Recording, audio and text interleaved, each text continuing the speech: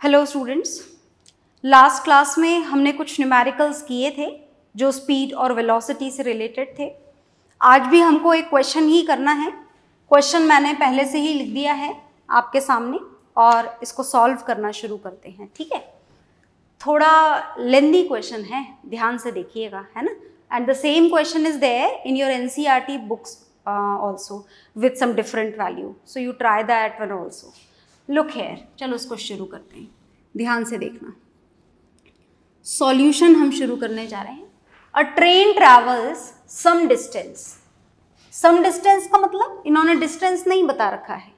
A train travels some distance with a speed of 30 kilometre per hour. ठीक है, चलो मान लेते हैं। यहां पर एक रफ डायग्राम भी बना लेते हैं। मान लेते हैं कि ट्रेन ने मोशन कहां से शुरू करा, पॉइंट ए से, और कहां पर खत्म कर दिया, पॉइंट बी पर।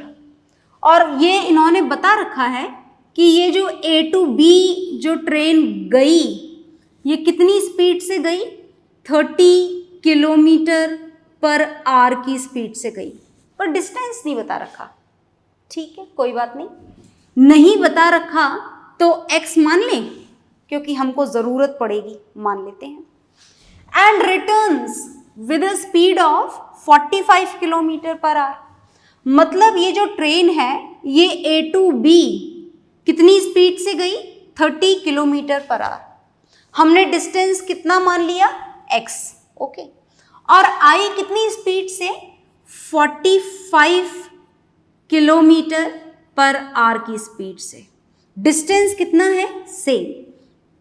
इन्होंने ये थोड़ा ना बोला है कि कोई नए रास्ते से आई है ना। इन्होंने बोला रिटर्न्स, मतलब सेम रास्ते पर लौटी है। ये सेल्फ अंडरस्टूड है। Is it okay? क्या कैलकुलेट करना है, calculate the average speed of the car. चलो, जो गिवन है वो तो हमको पता लग ही चुका है। कैलकुलेट क्या करना है, कैलकुलेट हमको करना है एवरेज स्पीड। फॉर्मूला याद है ना एवरेज स्पीड का? एवरेज स्पीड का फॉर्मूला होता है total distance travelled upon total time taken. यही फॉर्मूला होता है, बिल्कुल यही फॉर्मूला होता है।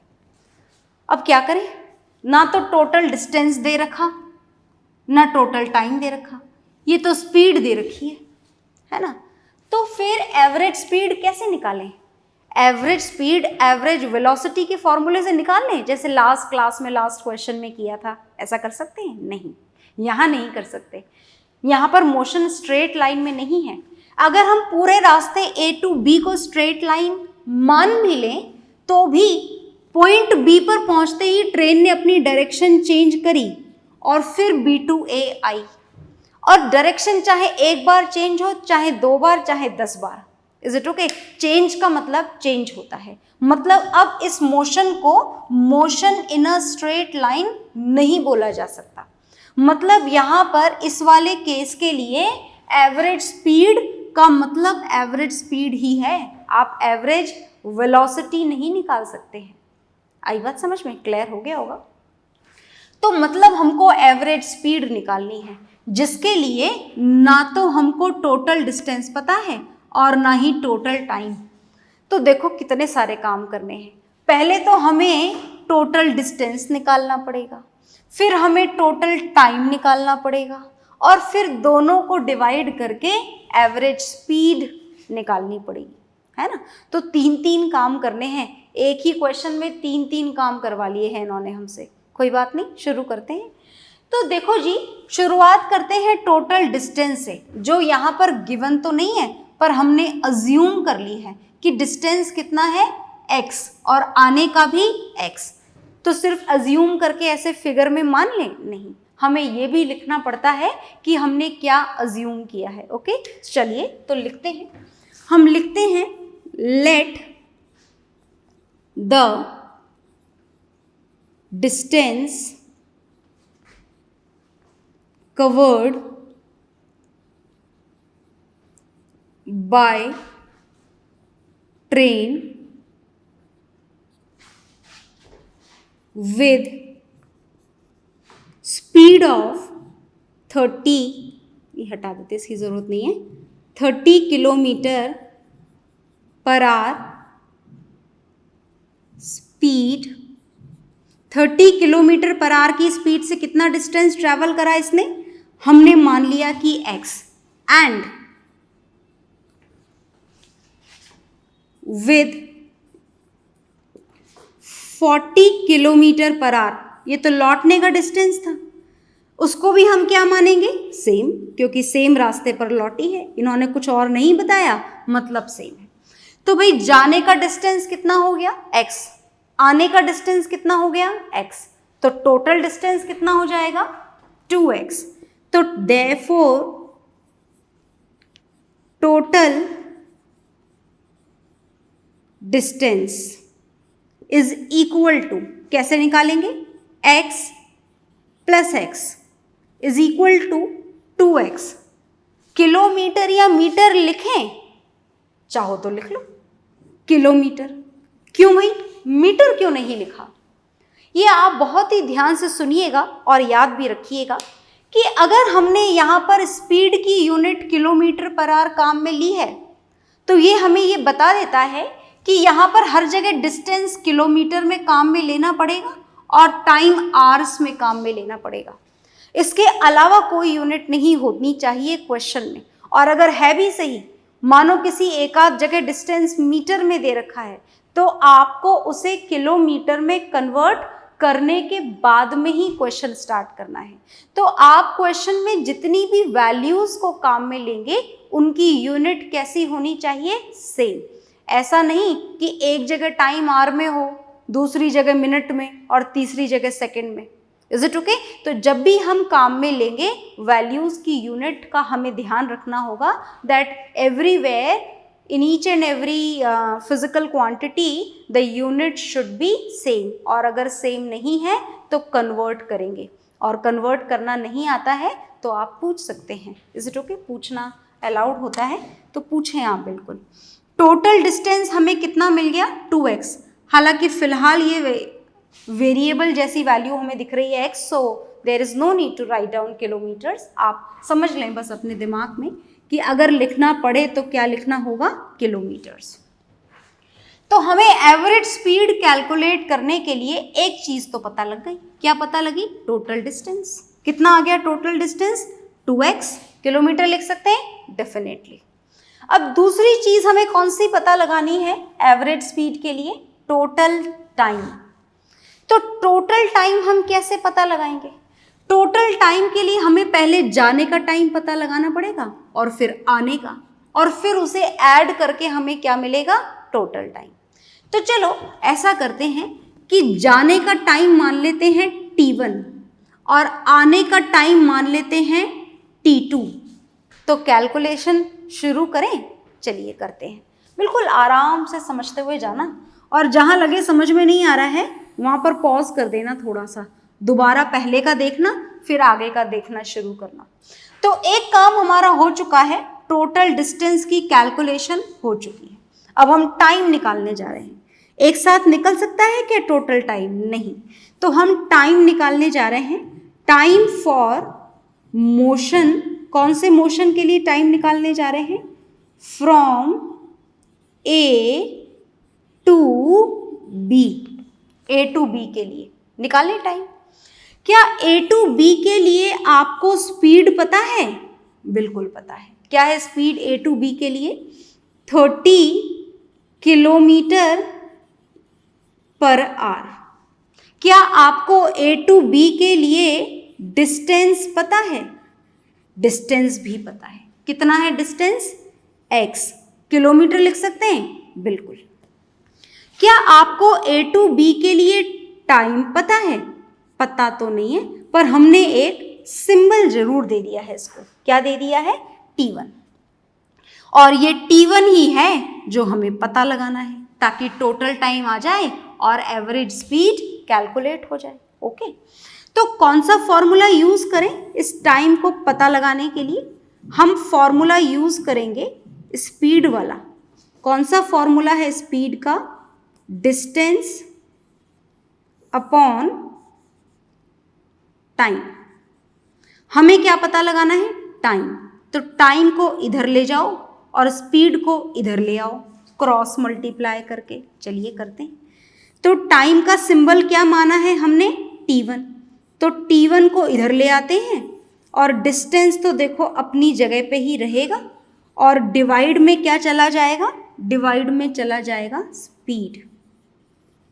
मैं थोड़ा रुक रही हूँ, आप देखें इसको ध्यान से, ये आपको समझ में आया या नहीं आया? थोड़ा बड़ा लेंदी क्वेश्चन है ये, तो ध्यान से देखें। ओके, तो आई होप आपने देख लिया होगा। अब T1 की कैलकुलेशन हम करने जा रहे हैं। Now T1 is equal to, ध्यान से देखना, डिस्टेंस अपॉन स्पीड। कौन से मोशन की बात हो रही है? A टू B की। किसको किससे डिवाइड करना है? डिस्टेंस को स्पीड से डिवाइड करना है। डिस्टेंस कितना है? x और स्पीड कितनी है? 30। तो T1 कितना आएगा? T1 आएगा x अपॉन 30। दोबारा चेक कर ले, सही तो लिखा है ना?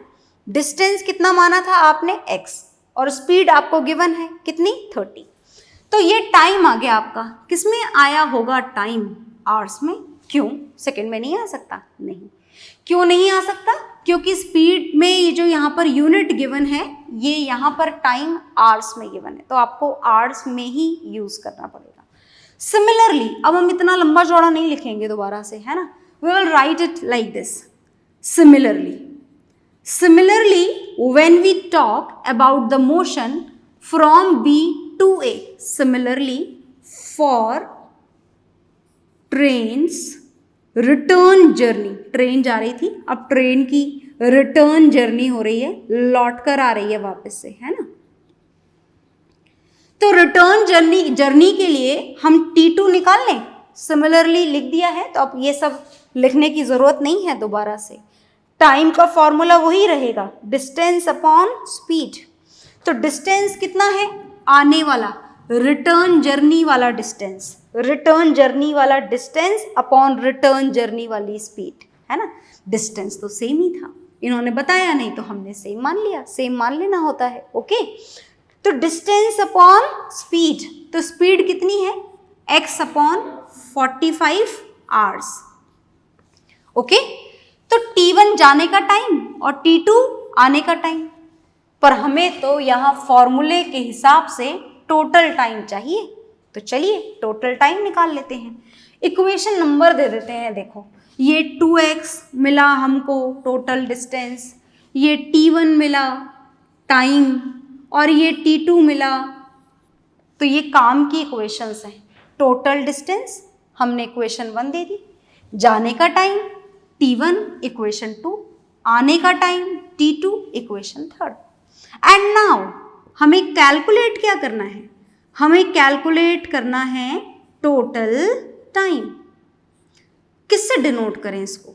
T से डिनोट कर देते हैं। चलो ठीक है, सिंबल हमेशा अलग यूज करना है, ऐसा नहीं कि जाने के टाइम के लिए भी T, आने के लिए भी T और टोटल भी T, ऐसा सेम नहीं यूज करना होता है। As they are different, as they have different values, so the symbols given to them should also be different. Okay, तो टोटल टाइम T की वैल्यू क्या होगी? टोटल टाइम T की वैल्यू होगी T1 plus T2। Okay, calculate करें। कौन सी equation से? From equation second and third. तो आप चाहें तो लिख दें, from equation second and third total time T1 की वैल्यू कितनी है? x अपॉन 30 प्लस T2 की वैल्यू कितनी है? ये लिखी हुई x upon 45।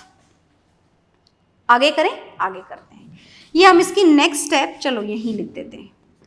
T is equal to 30 और 45 का LCM लेना है आपको। आप ले लीजिएगा, मैं ये मान लेती हूँ कि आपको LCM लेना आता है। Is it okay? और नहीं आता है तो वो भी पूछें ज़रूर आप। 45 और 30 का LCM हो जाएगा 90। 90 को आप 30 से डिवाइड करेंगे, ऐसे ही करना होता है। यस, ऐसे ही करना होता है। 90 को ये जो LCM आया है, इसको पहले फर्स्ट नंबर के डिनोमिनेटर से डिवाइड करना होता है, तो क्या होगा? 3, और फिर उसको ये ऊपर वाले न्यूमरेटर से मल्टीप्लाई भी करना होता है, तो क्या आएगा? 3x प्लस, सेम काम आपको नेक्स्ट फ्रैक्शन के साथ में भी करना है। 90 को 45 से डिवाइड करेंगे, क्या आएगा 2, और 2 को x से मल्टीप्लाई, तो क्या आ जाएगा 2x। Is it okay? तो क्या हमें टोटल टाइम मिल गया? बिल्कुल मिल गया। कितना मिला? 3x प्लस 2x कितना हो जाएगा? 5x अपॉन 90, तो यहाँ दे ही रखा है, तो ये हो गया 5x अपॉन 90 आवर्स। पर क्या हमारा काम हो गया? नहीं। हमें क्या कैलकुलेट करना है? Average speed. फॉर्मूला क्या है? Total distance upon total time. क्या आपको टोटल डिस्टेंस पता लग चुका है? यस। कितना? 2x, जाने का x, आने का x, है ना? क्या आपको टोटल टाइम पता लग चुका है? Yes, 5x upon 90 hours. अब और कैलकुलेशन के लिए मुझे रफ करना पड़ेगा, तो पहले आप इसे देख लें ध्यान से और नोट डाउन कर ही लें। ऐसा एक क्वेश्चन मैं आपको दूसरा होमवर्क में दे दूंगी, इससे तो आप नोट डाउन ही कर लें।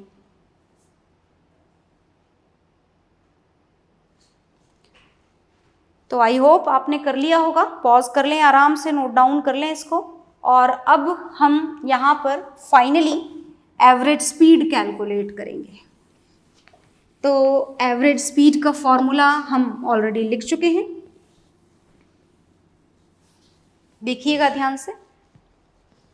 मैं यहाँ पर कुछ वैल्यूज़ भी लिख देती हूँ जो हम पता लगा चुके हैं। पहली वैल्यू हमने पता लगाई थी टोटल डिस्टेंस की, कितनी आई थी? 2x। याद नहीं है तो पीछे जाकर दोबारा देख लें कि ये 2x कैसे आया था। और दूसरी वैल्यू जो हमने पता लगाई थी टोटल टाइम की, वो अभी तक भी हमारे सामने लिखी हुई है, 5x अपॉन 90 आवर्स। लिख देते हैं as it is, 5x upon 90 hours. और ये क्या है? किलोमीटर्स। ओके, अब मैं उस साइड का भी रफ करने जा रही हूं।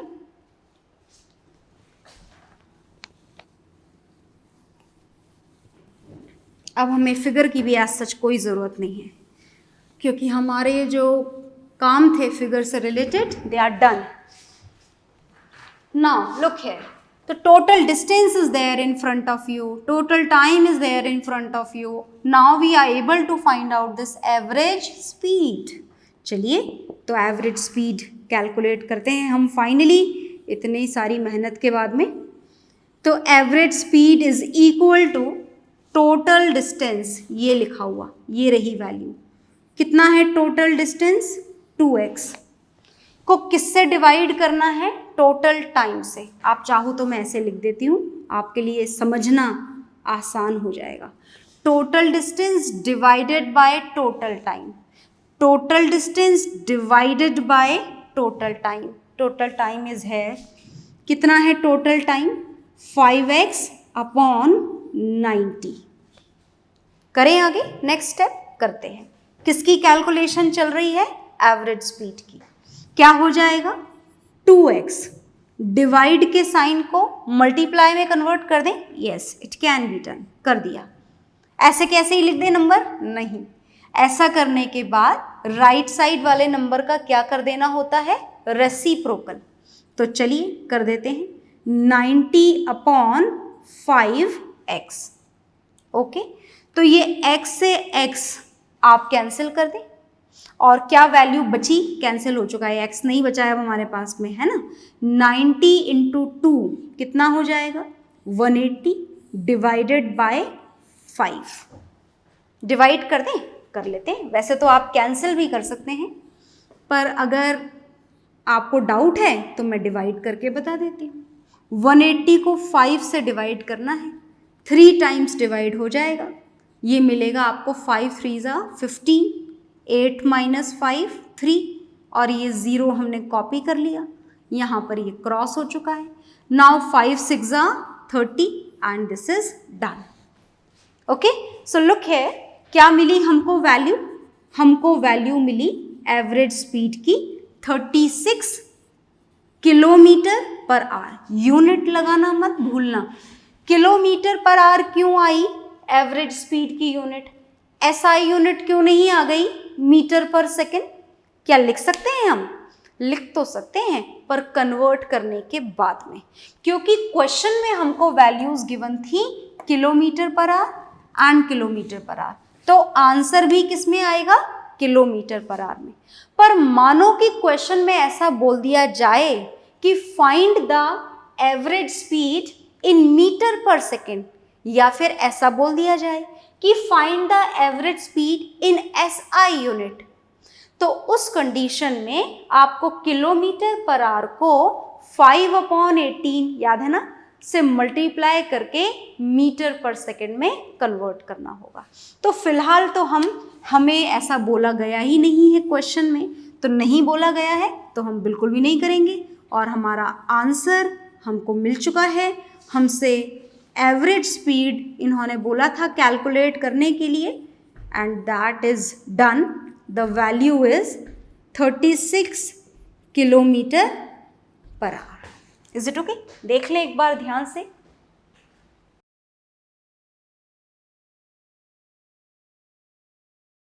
तो आई होप आपने देख लिया होगा। क्वेश्चन थोड़ा लेंदी था, थोड़ा ज़्यादा कॉन्सेप्चुअल था, तो इफ यू फील कि एक बार और समझना चाहिए तो आप इस वीडियो को एक बार और देख लें। Is it okay? बहुत अच्छे से क्लियर हो जाएगा। ओके तो नेक्स्ट टॉपिक हम नेक्स्ट क्लास में स्टार्ट करेंगे। Bye everyone.